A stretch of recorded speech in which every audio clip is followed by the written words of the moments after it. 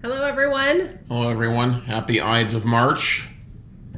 Hard to believe that we are halfway through the month of March already, and that March Madness will begin next week. And last night our team lost, so in the Big 12 tournament. So we were clinging on as a bubble team. So we will see if we will be getting to cheer us on in the tournament, or if we'll be in the NIT, which also stands for not in the tournament, as far as I'm concerned. Yeah, we didn't just lose last night. We got our tails handed to us, but At least we won last Friday.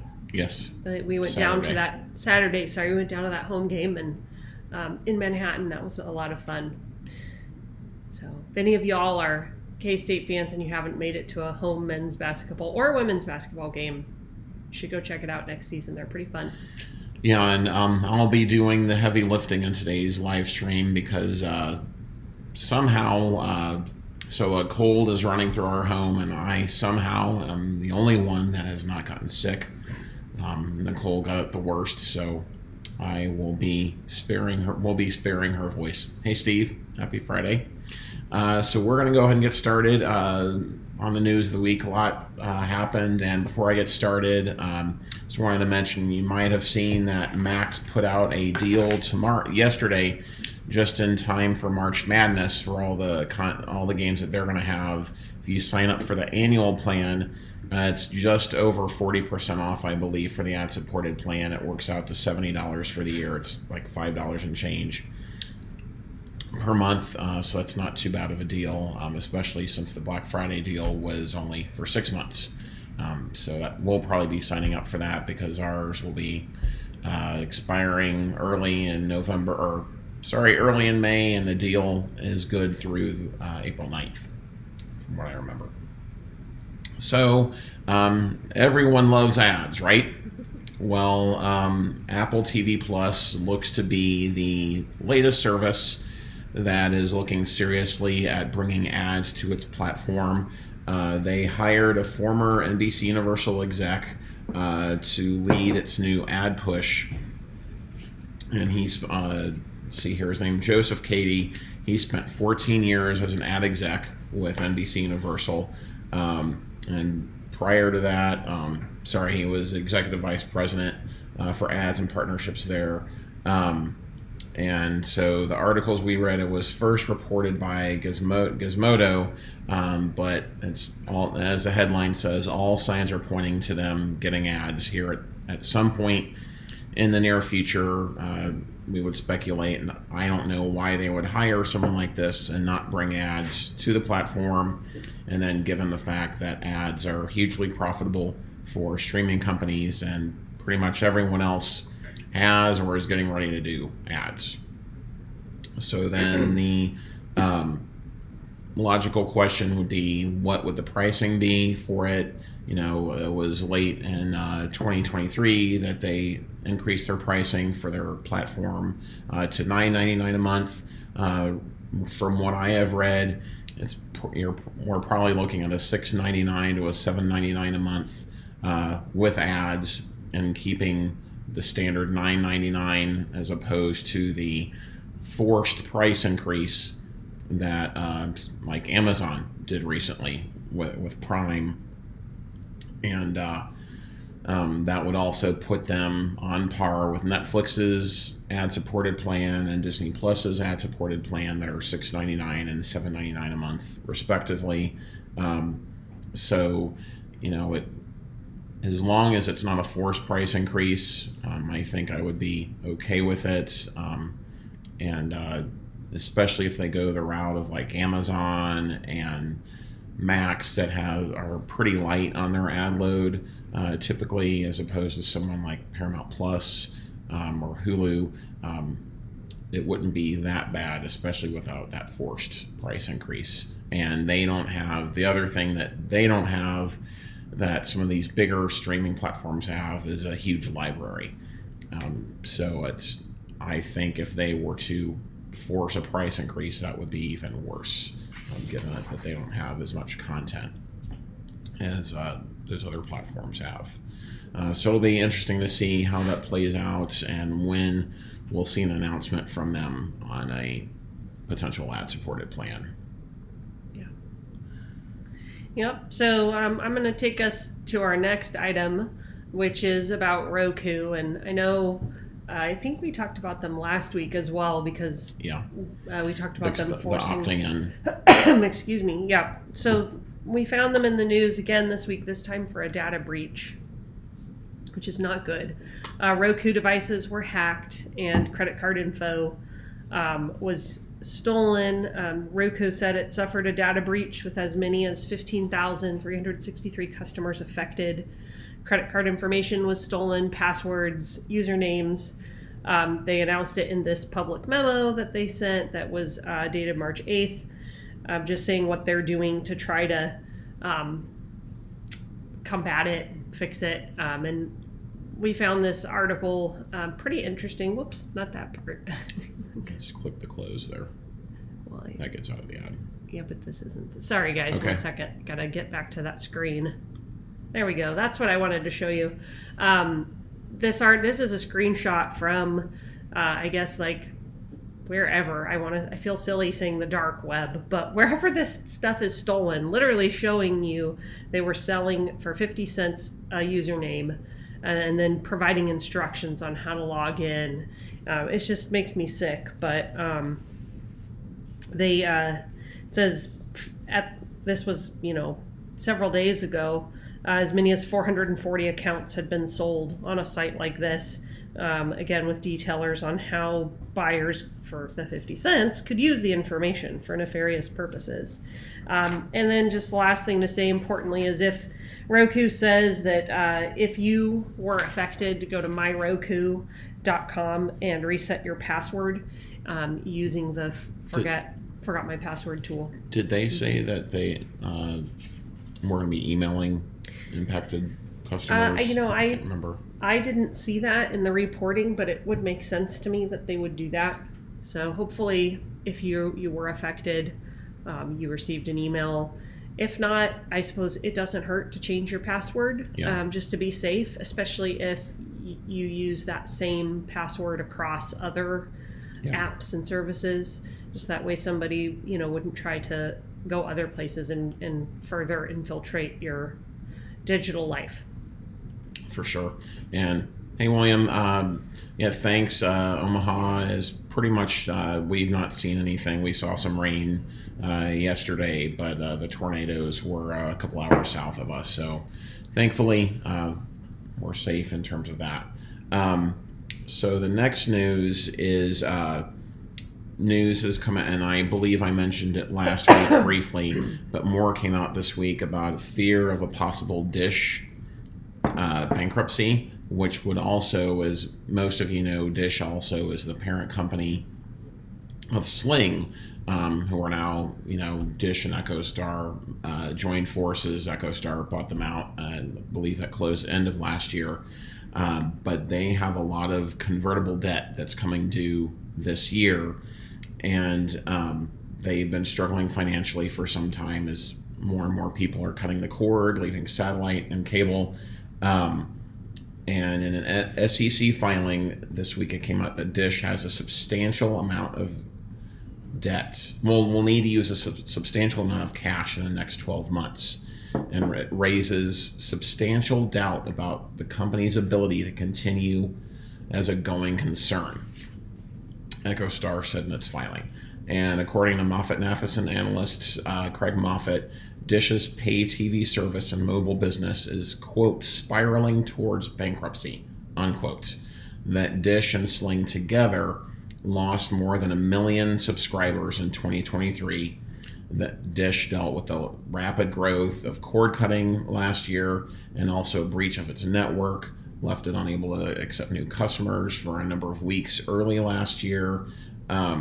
And Moffett went on to say that, quote, there's little room for optimism, unquote, in the satellite TV segment, and doesn't see a potential merger with DirecTV saving Dish. And we did a video on that about a year or so ago. It's been bounced around for the last couple of years. Would they merge with cord cutting accelerating? And excuse me, there's been no real, true honest to goodness reporting that they would merge.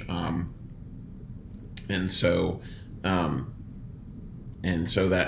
while that has been, as I mentioned, long floated, the analysts indicated that may not be the answer, in part because Dish's gross addition metrics mean the companies wouldn't be able to realize the largest synergy of a combination, according to the firm, which it said would be removing churn between the two providers.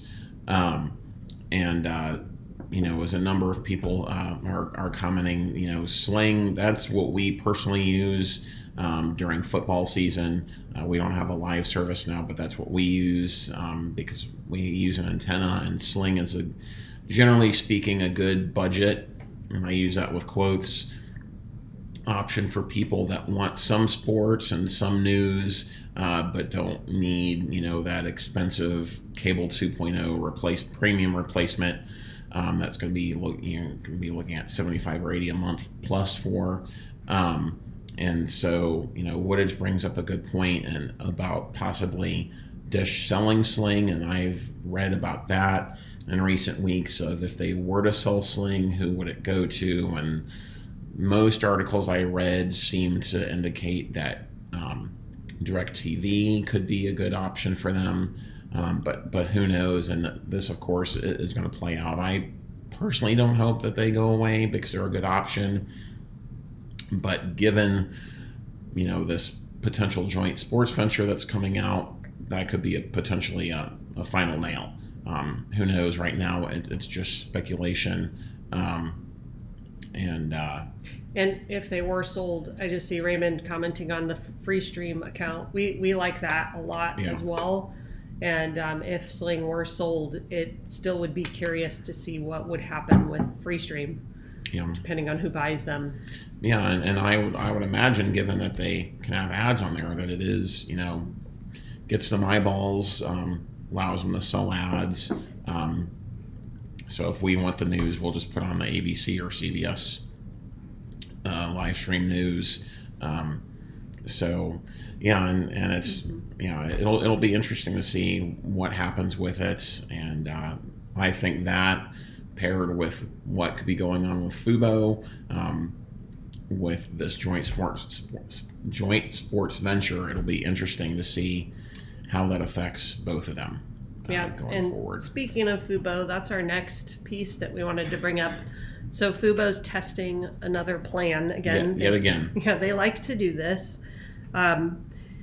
They're right now what they're testing is taking away the Premier plan, which is its most expensive subscription tier, and they're doing that right ahead of the March Madness tournament. They did say that it could return at a later date, and which I'm sure it will. Yeah, I'm sure it will. Just as a reminder, Premier replaced the Ultimate plan last October. So if you're just signing up for Fubo now, so if you're new or you lapsed and you return to the platform, you'll see right now Premium is gone, so you can't sign up for it.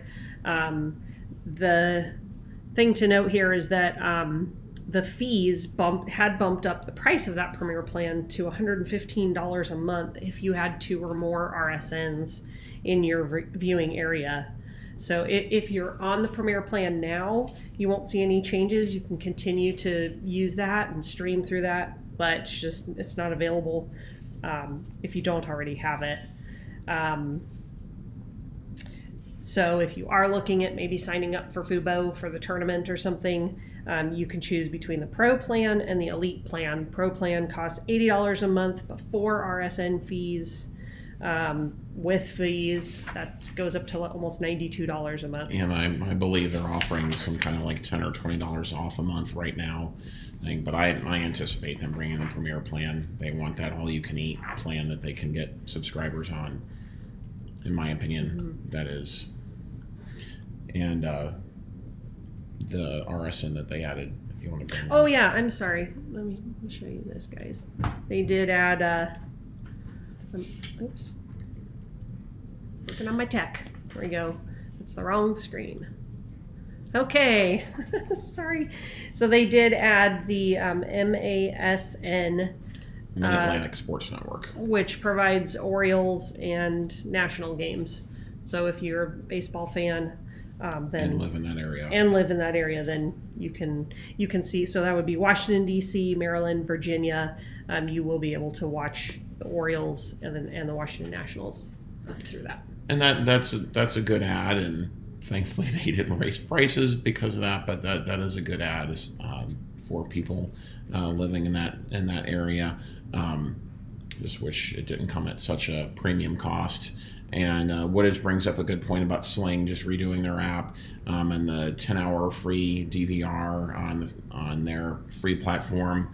I checked on it. I believe it was Wednesday night I checked, and we didn't have ours yet, but I'm going to go ahead and do that this weekend and check it out, and likely be doing a video on it, because that is a nice little value add for a free service. Yeah. So next news is, as we've been discussing the last few weeks about Paramount. It'll be interesting to see if you can fast forward through ads that you record on the free plan. So if anyone has already tried that, let us know. Otherwise, we'll look into it when we review it. Yeah, but as we've been discussing the last few weeks, Paramount is in the news again with another rumored buyer. This time it's Axios reported that Apollo Global Management, this week it was reported on Tuesday, I believe, that in recent days that they have reached out to a special committee formed by Paramount Global about a possible takeover or a purchase of some assets. And Apollo isn't the only one. As we mentioned, first it was WBB, and then NBC Universal. And so this seems to be the latest one, along with Skydance. So there's a couple other, and then Byron Allen has come out and tried to buy some of their assets. So there's apparently competition for it, and they're working with National Amusements, which is Paramount's parent, and Apollo is said to be evaluating a deal only with Paramount.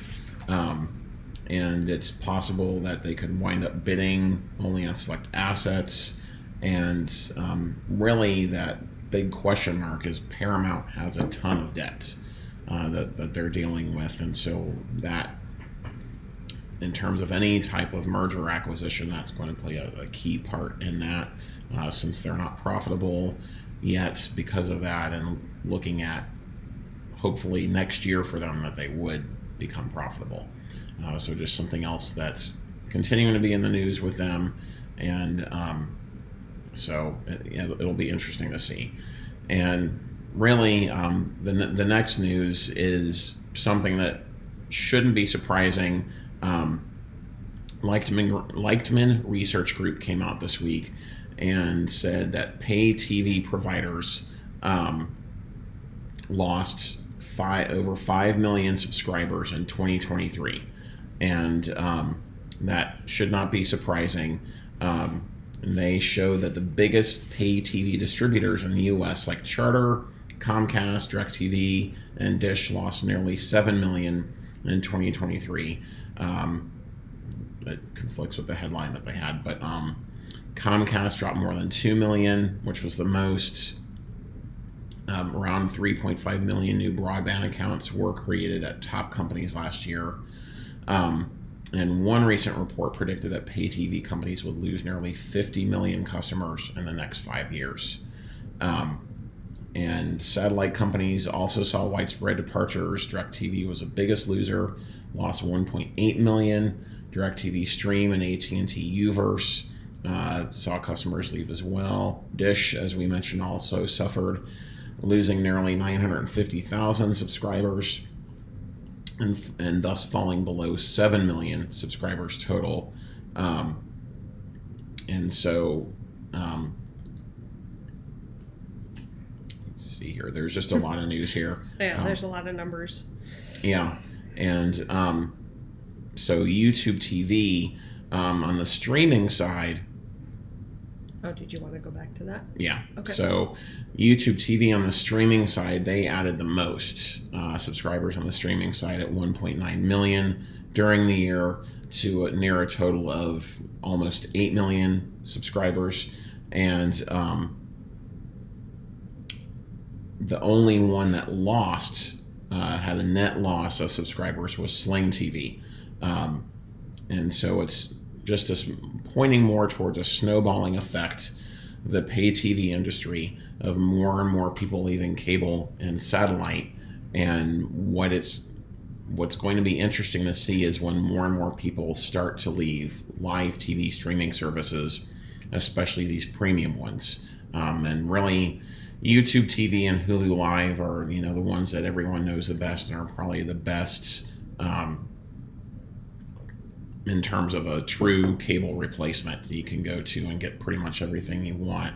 But it'll be interesting to see what happens with the joint sports venture, and just people's appetites to pay $75 or $80 a month for live TV, when we know that really the only two things that are driving live TV are sports and local networks.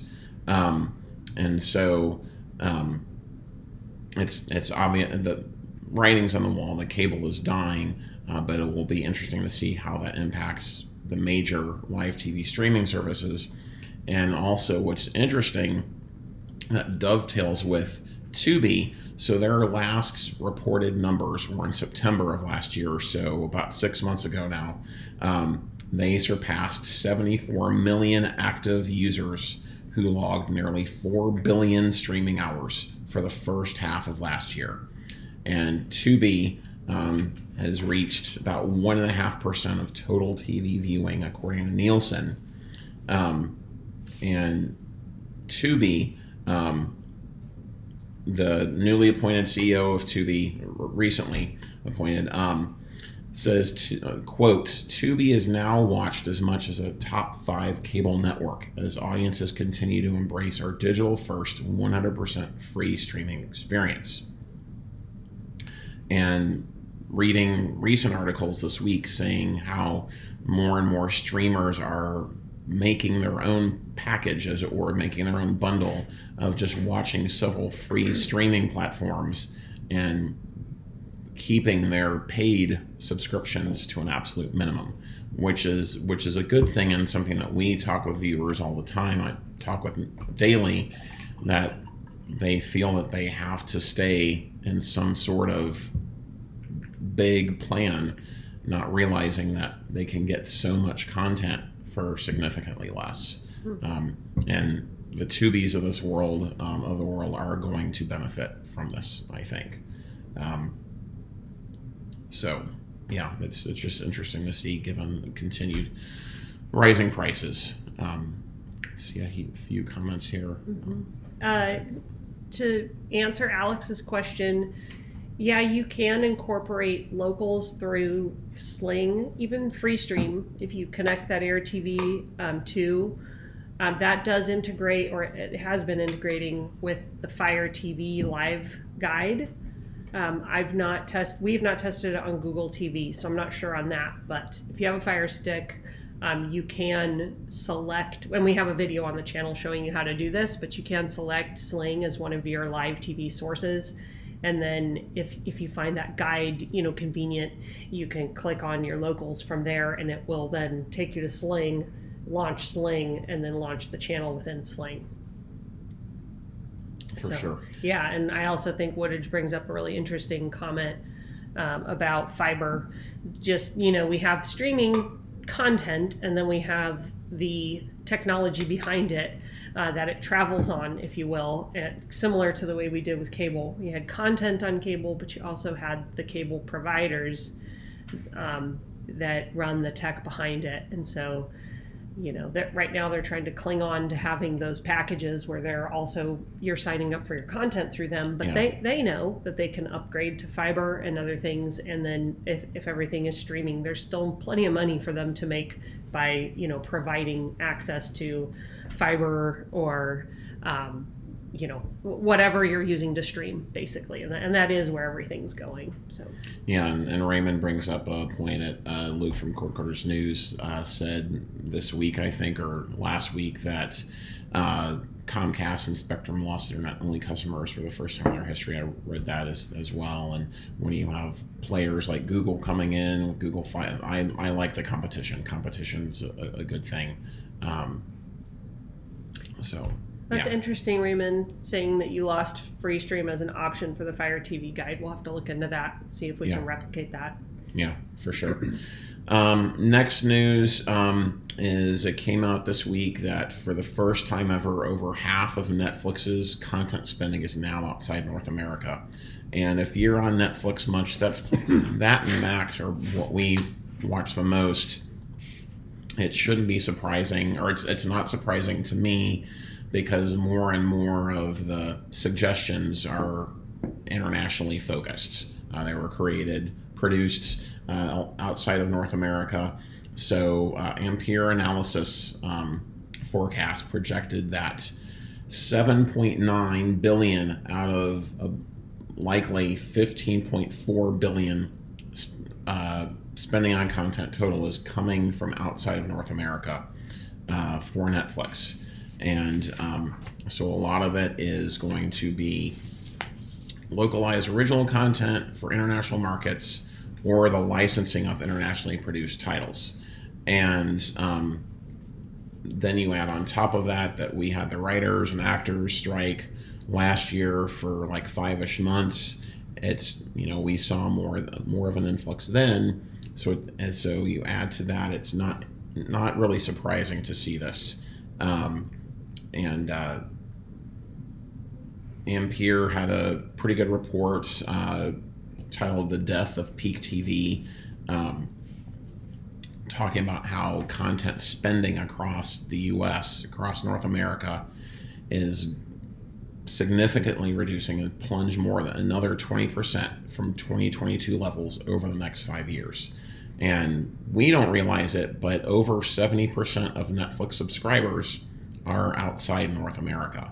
So, you have to imagine if you're in Europe or you're in South Korea or Japan or whatever, you're going to want to watch content that you're used to and that you can relate to or whatever, just like, we are here in the States, in North America.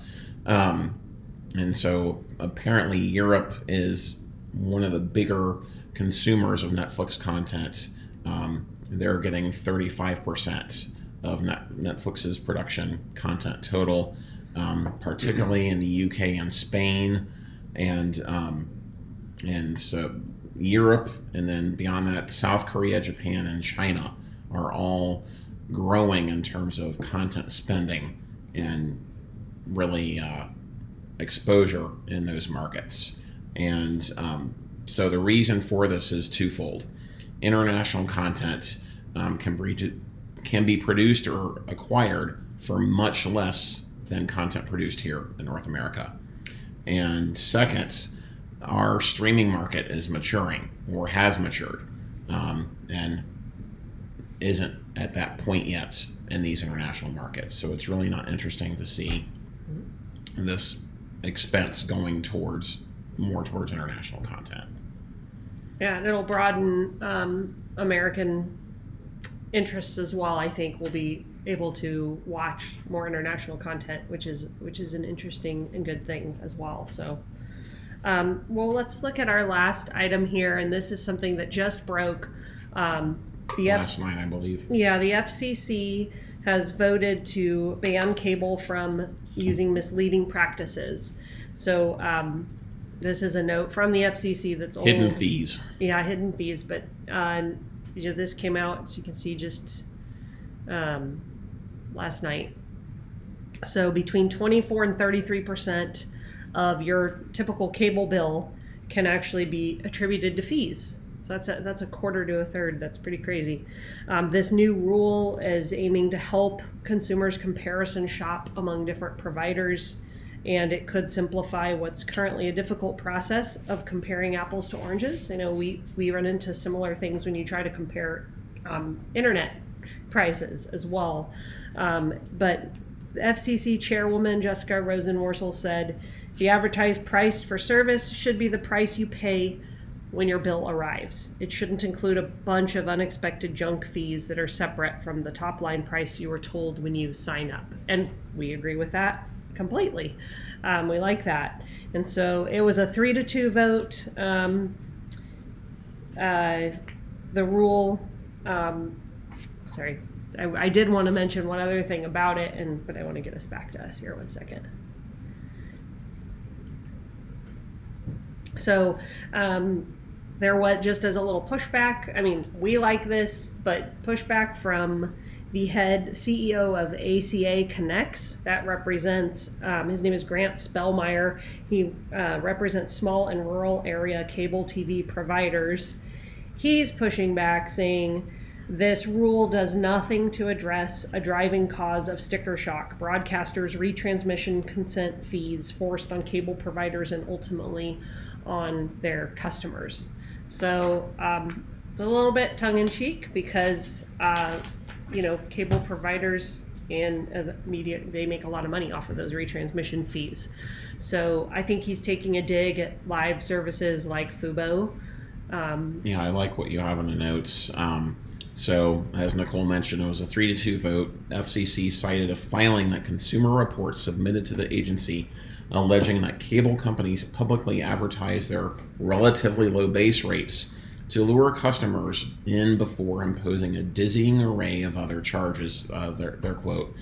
And that sounds a lot like Fubo, because Fubo, promotes their pricing as, $75 or whatever it is, within a couple dollars of that a month. But if you're in 95 or 98, whatever it is, % of our markets, you have a lovely RSN, right? At least one. So then, let's add another $12 to that. And if you're in 2, let's add a couple more dollars to that, and force you whether or not you want those channels. Yes. Right, because I suppose it would be cost prohibitive if they only let people who wanted the RSNs pay for it. It would probably be a lot more than that per month, because they're spreading that cost out across their subscriber base. People. Yeah. So, and it brings us back to that new sports venture. I know RSNs aren't a part of it, but it'll be interesting to see if that impacts RSNs in any way. I don't know. We'll see. Yeah, and as we've discussed many times, live sports is going to become more difficult to watch as it gets spread out. And really, again, as I mentioned earlier, it's live sports and local networks that are driving the lion's share of the costs for us as streamers and cable companies, because they charge so much. And that's something to keep in mind. We're working on a video. It's mistakes that we make as cord cutters, and that's something to keep in mind. If you don't need those, generally speaking, if you can use an antenna, then there's very little reason to pay $75 plus a month to get live TV, because there's a lot of good content out there on platforms that you can get for a lot less. Yep, as many of you have shared in the comments even today, that you use free services to get everything, if not if not everything of what you watch. Yeah, for sure. Yeah. So, well, that does it for us for this week. Thanks for tuning in, and we do plan to be back next Friday as well. So we'll see what transpires over the next week, and look forward to bringing that back to you guys. Yep. Bye, guys. Have a great weekend. Have a great weekend. Happy streaming.